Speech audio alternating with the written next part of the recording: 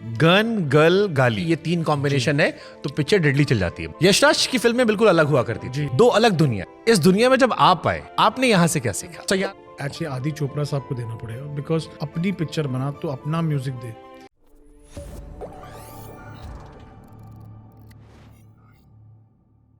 Gun girl गाली, आमतौर पर एक ट्रेंड माना आता है कि ये तीन कॉम्बिनेशन है तो पिक्चर डेडली चल जाती है। भट्ट कैम की फिल्म में गन और गर्ल तो अच्छा चलता था। यशराज की फिल्में बिल्कुल अलग हुआ करती थी, बहुत ही पारिवारिक फिल्में, साफ सुथरे। इनफैक्ट मैंने सुना डीडीएलजे के टाइम में शायद वो शराब वाले सीन को लेकर भी एतराज था।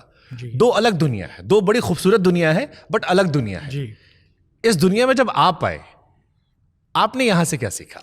तो मुझे एक्चुअली इसमें बड़ापन मुझे एक्चुअली आदि चोपड़ा साहब को देना पड़ेगा, बिकॉज उन्होंने कभी ये नहीं कहा कि मुझे ये रिस्ट्रिक्शंस है, ये रूल्स है। उन्होंने सिर्फ मुझे ये कहा, मुझे आहान पांडे को डेफिनेटली मिला है उनसे, पर उसके सिवा उन्होंने कहा कि तुम अपनी पिक्चर बना तो अपना म्यूज़िक दे।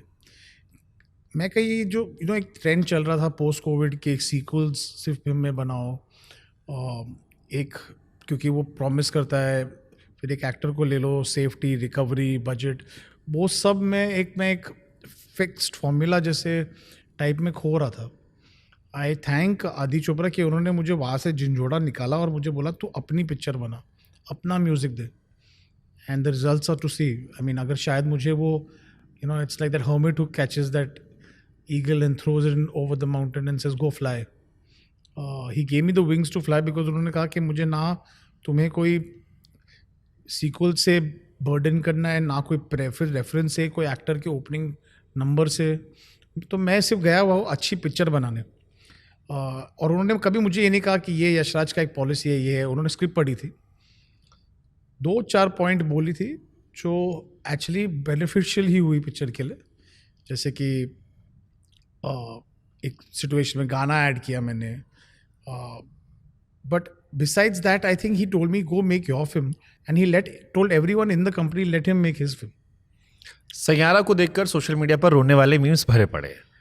बहुत से लोगों ने मुझसे कहा कि जो आजकल निब्बा निब्बी रो रहे हैं, एक बार इन्हें मोहित सूरी की आवारापन दिखाई जानी चाहिए। एग्जैक्टली मैं एक्चुअली ये बोल रहा हूँ कि अक्सर मेरी जो ऑफिस है वो बैंड्रा में काट रोड पे है, और मेरा घर हिल रोड पे है, हिल रोड के पास में। कभी कभी रात को जब काम लेट हो जाता है, मैं ड्राइवर को घर भेजता हूँ, बोलता है एक राउंड खुद ड्राइव करके, मैं बोलता हूँ चला लूँगा गाड़ी। तो काट रोड पे अगर मैं रात को कोई गाड़ी को देखूँ कि आवारापन के गाने बज रहे और उसमें अगर 4 लड़के बैठे हैं और वो मुझे देखकर पहचान लिया, उन्होंने बोला मोहित सूरी, तो मैं बहुत दूर से उनको करके निकल जाता हूँ। तो वो काफ़ी डरावने किस्म के लोग हो भी सकते हैं, क्योंकि वो एक्चुअली वो दिल टूटे आशिकों का एक ब्रांड है जो काफी अग्रेसिव भी हो सकते हैं। आवारापन का फेवरेट गाना कौन सा है आपका? तो फिर आओ या फिर तो फिर आओ भाई फार, तो फिर आओ मुझको सताओ। उसका जो शुरू ही नोट ऐसा था, मुझे आज जब मैंने सुना था गाना तो मुझे लगा गाना ही जैसे शुरू होता है वो आपको सीधा घुस जाता है। तो कह रहा हूँ हाईवे पे चलाओ, तेरा यकीन क्यों है, तो फिर आओ, दोनों चला दो जी।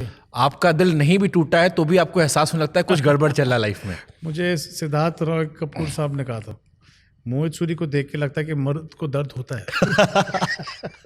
बट वाकई में इतना दिल टूटा है, क्योंकि आपकी लव स्टोरी तो बड़ी अच्छी सी हो गई, बट आपकी हर फिल्म में एकदम अलग लेवल का दुख चलता आ रहा है। तो ये कहाँ से इसकी प्रेरणा दुख वाली है? कुछ रह गया था पुराना पहला प्यार अधूरा? देखिए मैं कुछ ज़्यादा कहूँगा तो मेरी वाइफ पैसे गुस्सा हो जाएगी, बट नहीं, I think we are people who sell our emotions. I think जो कहीं ना कहीं हम लोग के ज़िंदगी में खुद हो, वो आप कहीं ना कहीं फिल्मों में दर्शाते हो। आपने जो जिया है, जो मैं ये नहीं कहूँगा कि हर चीज़ दर्द has been incomplete in my life, but कहीं ना कहीं मैंने वो लाइफ को बहुत करीब से देखा है आई थिंक। और मैं वो डरता नहीं हूँ to show it on screen. तो मैं हमेशा सबको कहता हूँ जिनके साथ मैंने भी थोड़ी बहुत एक्सपीरियंस शेयर किए, मैंने उनको कहता हूँ ये देखो, ये तुम्हारी लाइफ पे ना ये कॉपीराइट तुम्हारा है नहीं, मैं कुछ भी फिल्म में मिसयूज, रीयूज, अब्यूज़ करा सकता हूँ। हाँ, मैं आपको बोल रहा हूँ। दर्द बिकता अच्छा है या लोग दर्द ग्रहण ज़्यादा अच्छा करते हैं? ये ऐसा सोचा नहीं कभी नहीं मैंने सर, क्योंकि दर्द के कोई भी गाने बना दो आप किसी भी बड़े एक्टर को देख लो, डायरेक्टर को देख लो, म्यूजिशियन को देख लो, मतलब मैं याद करता हूँ हिमेश से लेकर के सर से लेकर सभी के, कुमार सानू, नदीम शरवर, सबके दर्द वाले गाने आज भी जिंदा हैं। किशोर दा से लेकर रफ़ी साहब के भी और आगे भी रहेंगे। तो मैंने मिथुन से भी सवाल पूछा था कि दर्द बिकता अच्छा है या लोग ग्रहण ज़्यादा करते हैं? देखिए, दर्द का एक बॉर्डर लाइन, एक थ्रेशोल्ड होता है। वो कब मायूसी हो जाए तब लोग बोलते हैं अरे यार ये बहुत हो रहा है। तो उसका एक करेक्ट अमाउंट ऑफ डोज होना चाहिए। वो तो ओवरडोज हो जाए तो ना बिकेगा, वो सड़ जाएगा। और उसका करेक्ट डोज हो जाए तो वो डोज कौन डिसाइड करता है? वो हालात पे, वो मोमेंट पे डिसाइड होता है।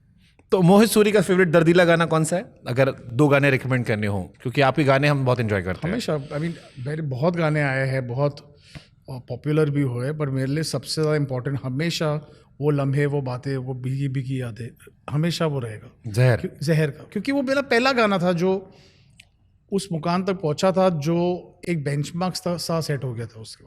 उसके बाद मैं खुद से compete करते गया।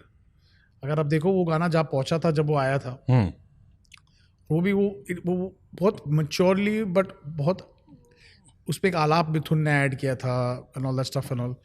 बट वो जो बातें थी, उसकी लिरिक्स थी, सईद भाई ने जो इम्प्रोवाइज किया था, वो गाना कहीं और ही चला गया। वो भीगी भीगी यादें, वो ऐसा थॉट इतना अच्छा था कि it will always be my first film is always your favourite ना सर।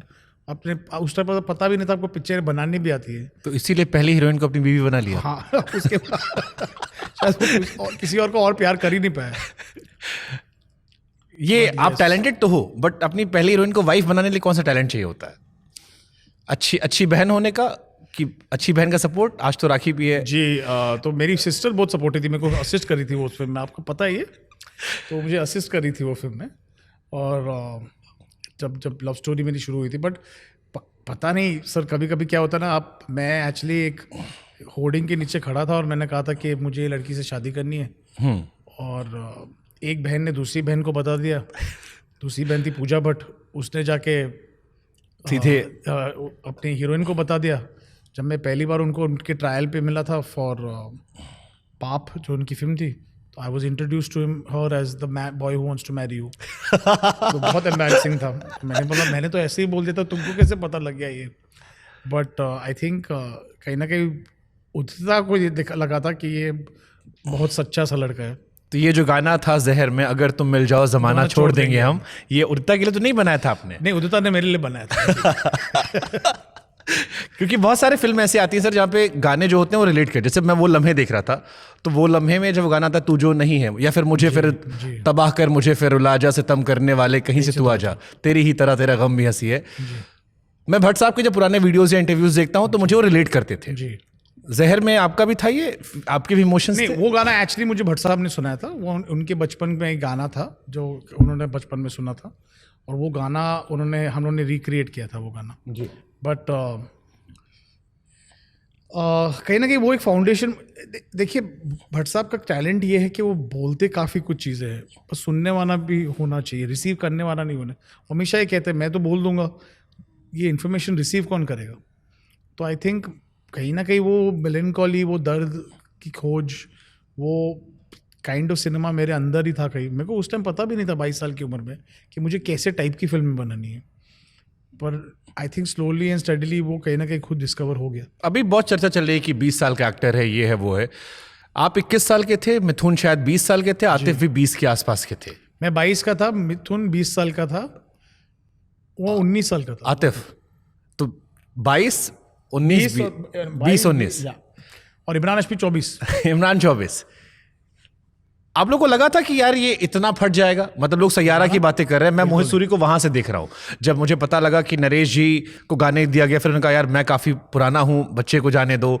मोहित कह रहे हैं कि मुझे म्यूजिक डायरेक्टर नहीं मिल रहे थे।